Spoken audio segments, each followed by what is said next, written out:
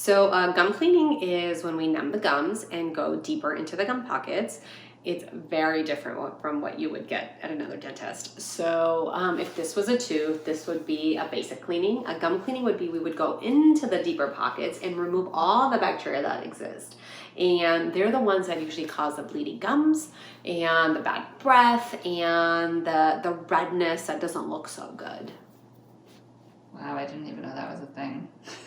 Cool. So how often do you recommend people getting their gums cleaned? So I recommend people getting their gums cleaned, a deep, thorough gum cleaning every few years.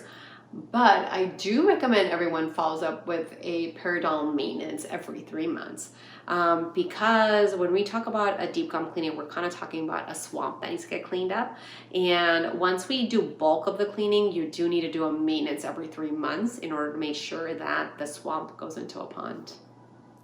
So what can people do at home in between the cleanings to keep their gums clean and healthy? The best thing to do is make sure that they're flossing and using an electric toothbrush, and also making sure they have a healthy diet.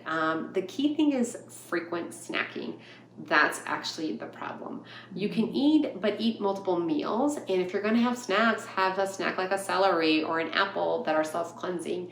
It's the sticky stuff that's really horrible. It's the peanut butter or the almond butter that sticks to the teeth, or the chewy dried fruits that stick to the teeth. And they're the ones that cause cavities in the gum disease.